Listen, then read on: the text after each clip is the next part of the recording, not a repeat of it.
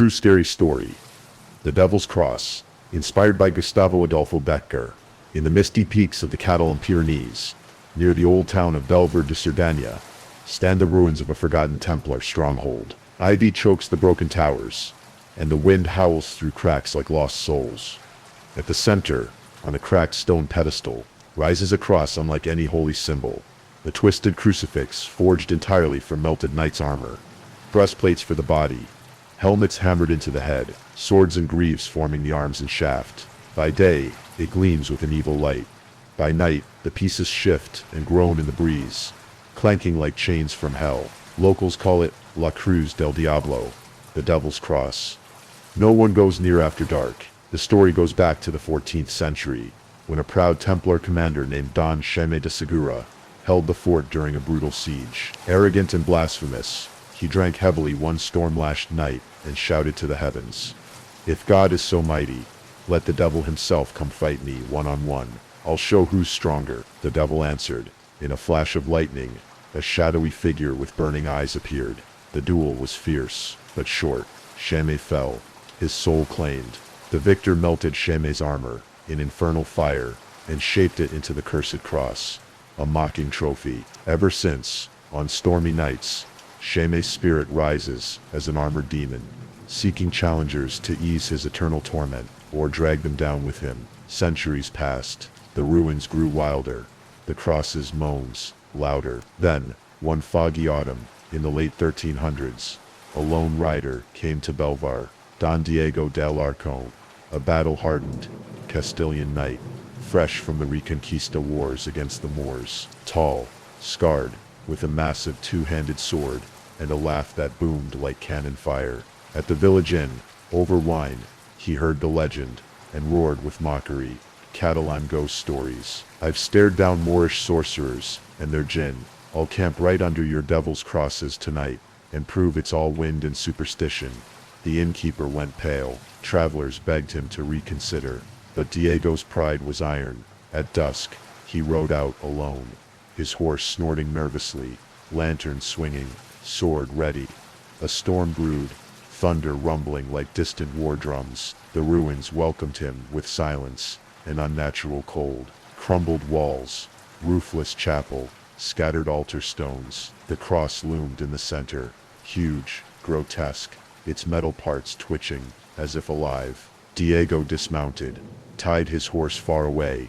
The animal was already trembling, and strode up bold. The air reeked of sulfur. His lantern flame turned blue.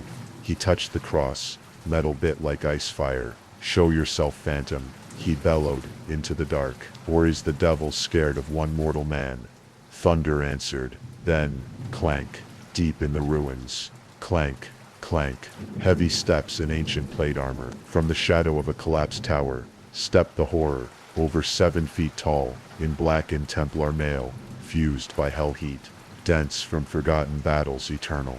Through the visor slits, glowing red coals for eyes. In its gauntlet, a spectral sword with blue flame along the edge. The cross rattled in sympathy, growing louder. A voice boomed, not from the helm, but from everywhere, hollow as a tomb. "Foolish mortal, you challenge what even God forsook." Diego's blood chilled, but pride surged hotter. "I challenge you, night to night, steel on steel." The ghost saluted mockingly, sword raised. The fight exploded. Diego struck first, his great sword whistling down. Clash, sparked blue fire. The ghost parried with inhuman force, counterblow denting Diego's shield and hurling him back. Strength from the pit. Each swing jarred bones, like hammer on anvil. They danced death through the ruins. Blades rang like doomsday bells. The ghost moved too fast for heavy armor, reading every feint. Illusions assaulted Diego's mind. Fallen comrades, rising accusing. Traitor, coward. Lost loves laughing at his weakness.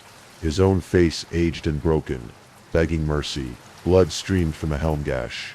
Diego retreated to the chapel remnants, using pillars for cover. Breath ragged, arms numb, he whispered the old battlefield psalm. "Though I walk through the valley of the shadow of death." The ghost smashed through an illusory wall, blade cleaving stone. Diego dodged, thrust into a leg joint. Black smoke poured, The ruins shook, with a hellish scream. Wounds sealed instantly. A backhand gauntlet sent Diego flying across the courtyard. Ribs cracked like dry wood. He crashed near the altar, sword skittering away. The ghost towered, blade poised for the kill. Desperation ignited faith. Diego crawled to the cross. The ghost froze a moment, bound to its relic, fingers bleeding, on sharp edges. Diego heaved the pedestal, with all remaining strength.